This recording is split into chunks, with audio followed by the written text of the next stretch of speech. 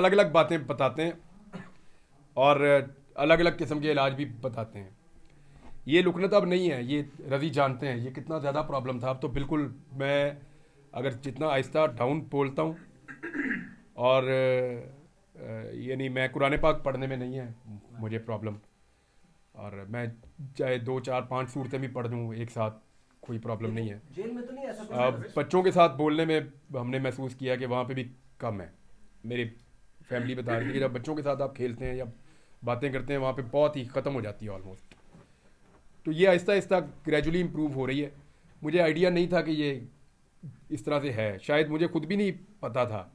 जब मैं अपने घर आया और मैंने बातचीत करना शुरू की तो मुझे पता चला, और मुझे घर वालों ने एक्चुअली मुझे इन्होंने रियलाइज़ करवाया कि तुम ठीक नहीं बोल रहे। सबसे पहले मेरे भाई ने कहा, फिर अली जो लॉयर है, वकील, वो जब मैं बोलता था ना तो वो ऊंची ऊंची रोता था। मैंने कहा इसको क्या हो रहा है? वो कहते तू सही बोल नहीं रहा। मुझे फिर उस तरह आहिस्ता आहिस्ता आइडिया हुआ कि मेरे बोलने में है प्रॉब्लम। पहले मुझे इतना आइडिया नहीं था, मुझे ये तो पता था कि कुछ थोड़ा बहुत मैं डिस्टर्ब हूँ या कोई प्रॉब्लम है, लेकिन फिर अभी तो काफ़ी रिकवर है, शुक्र अल्हम्दुलिल्लाह 90% मैं रिकवर कर गया हूँ। मैं थोड़ा बहुत है, ये भी हो जाएगा इंशाल्लाह, अल्लाह ताला इसको बेहतर कर देगा। Sir thank you. गुज़श्ता रात सोशल मीडिया पे चल रहा है कि चीफ साहब को चाहिए कि आपको बुला के आपसे पूछें कि आपको किसने उठाया था, कहाँ रखा था। अगर आपको चीफ साहब बुलाते हैं तो आप सारी कहानी हूबहू ने बयान करें कि कहाँ से उठाया, कहाँ रखा, क्या क्या आपके साथ बर्ताव किया गया। मैं पाबंद हूँ कि अदालत में झूठ ना बोलूँ। इमरान भाई, सर ये बताइएगा यहाँ कि पर सारे आप जेल जेल कहें या टॉर्चर सेल, जो भी नाम दे दें उसका, आप इतना अरसा रहे, इस दौरान इंसान का अल्लाह के साथ भी एक राब्ता होता है और इंसान फिर अपने मिस्टेक्स को भी रिवाइज करता है, देखता है कि कहाँ कहाँ मुझसे क्या हुआ। इस मजमूई नतीजे पे आप कहाँ तक पहुँचे?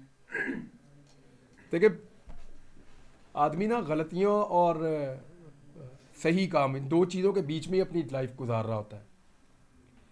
तो आपको एनालिसिस करने का मौका अक्सर मिलता रहता है, कभी झटका लगने से मिलता है, कभी वैसे भी आपको मिलता रहता है।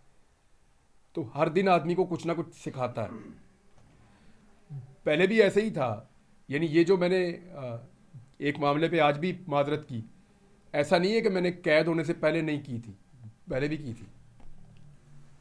जब हम बलूचिस्तान गए थे तो रजी भाई को याद है, मैंने वहाँ पे भी ये माजरत की थी उनसे कि उस वक्त, और वो भी ऐसा नहीं है कि ये सोच के किया हो कभी कि इसमें कोई लालच या खौफ का आंसर नहीं, तब वो ठीक लगता था।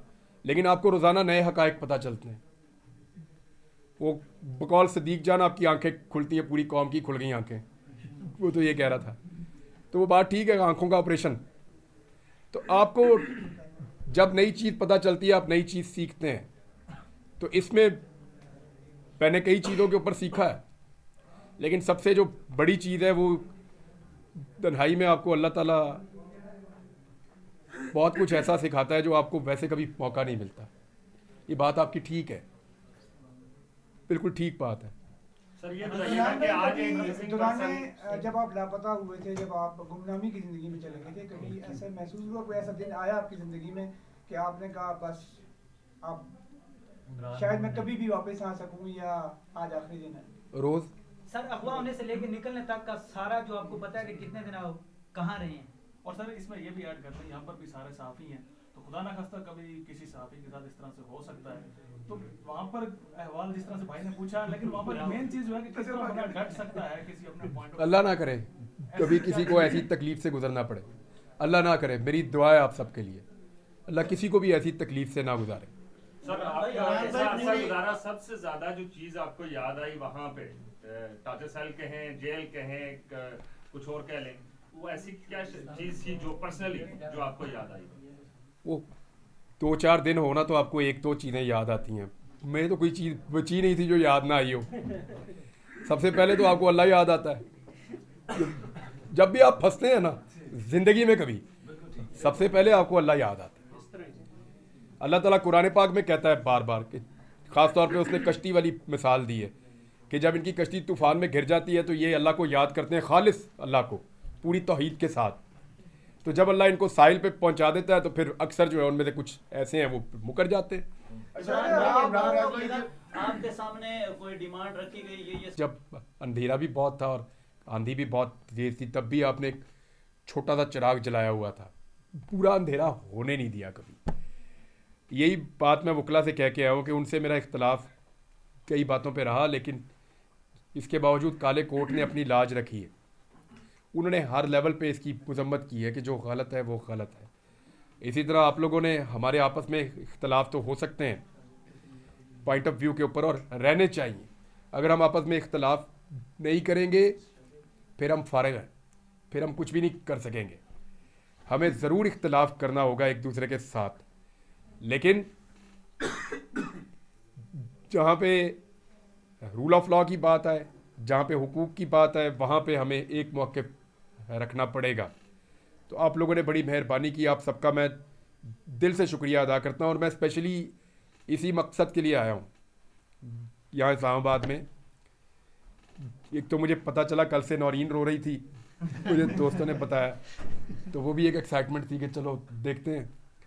दूसरा, मैं एक्चुअली काफ़ी दिनों से मैं सोच रहा था कि मैं जैसे ही थोड़ा सेट होता हूँ तो इस्लामाबाद जाके आप सबका शुक्रिया अदा करूँगा। और थोड़े दिन पहले हमने जो मनाजिर देखे